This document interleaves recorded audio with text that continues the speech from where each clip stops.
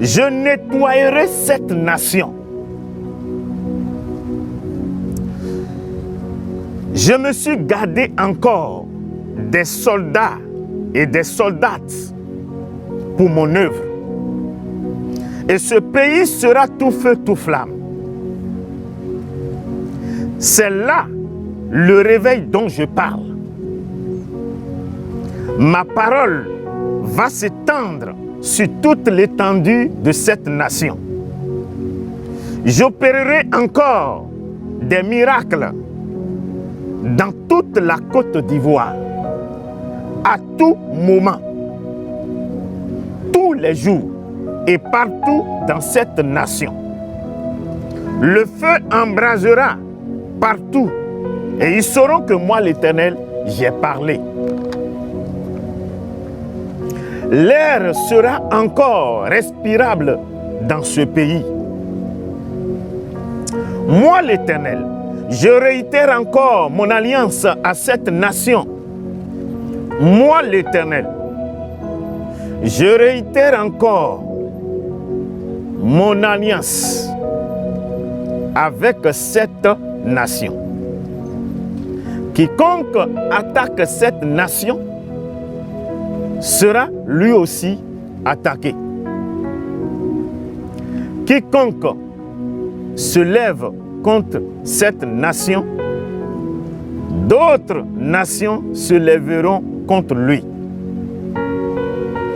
Quiconque complote contre cette nation verra des nations comploter contre lui. Cette nation m'appartient. C'est d'ici que part mon réveil maintenant. Moi, l'Éternel, j'ai parlé. Aucune nation ne pourra faire du mal à ce pays. Car mon alliance avec la Côte d'Ivoire demeure. Toutes les nations convergeront vers ma Côte d'Ivoire. Moi, l'Éternel, j'ai parlé. Dans ma colère, j'ai dispersé les fils et les filles de cette nation. Et c'est pourquoi, toi, mon fils, tu dois te lever pour parler. Car les jours qui viennent pour cette nation ne seront point gais. Car les jours qui viennent pour cette nation ne seront point gais. Car les jours qui viennent pour cette nation ne seront point gais. Les jours de demain seront obscurs pour cette nation. Les jours de demain seront obscurs pour cette nation. Les jours de demain seront obscurs pour cette nation. Que la Côte d'Ivoire rassemble ses fils et ses filles pour la repentance. Qu'ils s'unissent et cherchent ma face. Car moi, l'Éternel, je veux faire toutes choses nouvelles. Ils ont rempli cette nation de sortilèges, des sacrifices de part et d'autre. Ils ont souillé ce pays avec le sang innocent. La prostitution, l'immoralité sexuelle, les débauches, l'injustice et autres abominations ont été utilisées pour détruire cette nation. Ils ont profané ce pays et les chemins se sont ouverts. Et l'ennemi est en train de maltraiter, manipuler, ma nation que je me suis donnée. Et moi, l'Éternel, mon cœur est touché au-dedans de moi. Et c'est pourquoi, toi, mon fils, va dire à la Côte d'Ivoire que moi, l'Éternel, j'ai vu sa souffrance. Et je veux la guérir. Je veux la délivrer. C'est pourquoi cette nation doit s'élever avec ses fils et ses filles pour chercher ma face maintenant. Le temps de la délivrance pour cette nation est arrivé. Le temps de ta renaissance est là, Côte d'Ivoire.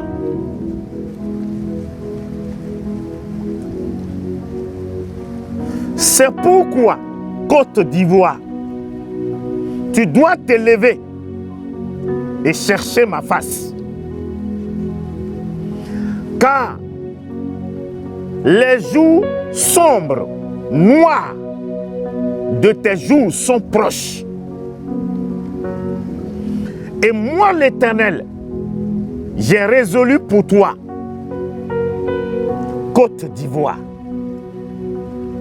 Rassemble tes fils et tes filles et venez à moi. Car j'ai pris la résolution de te faire du bien. Côte d'Ivoire, je t'avais donné un avenir meilleur. Côte d'Ivoire, tu étais quand même sur le bon chemin avec moi. On cheminait sur la route, sur le bon chemin. Quand on allait, j'ai regardé ton cœur et j'ai découvert ta malice, ton orgueil, ton péché qui allait te faire tomber. Et je t'ai prévenu dès le matin. Oui, je t'ai prévenu dès le matin. Je t'ai prévenu avant le lever du jour. Mais tu ne m'as point écouté. Mais tu ne m'as point suivi. Et tu as changé de voie. Tu as changé de voie. Et tu as péché contre moi.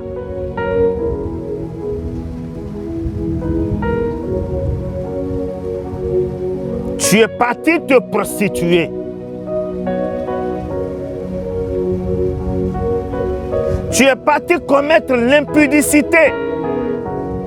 Une impudicité sans précédent. Tu as sacrifié aux autels, aux différents carrefours. L'idolâtrie n'a point de secret pour toi, Côte d'Ivoire. Une impudicité que tu n'avais jamais connue auparavant. J'ai appelé mes prophètes, mes serviteurs, pour te parler. Et depuis ce jour, tu ne penses plus et tu ne sais plus comment te relever de là où tu es tombé.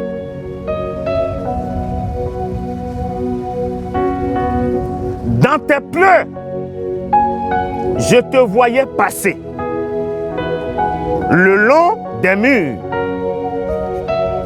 avec ton visage désespéré, défiguré.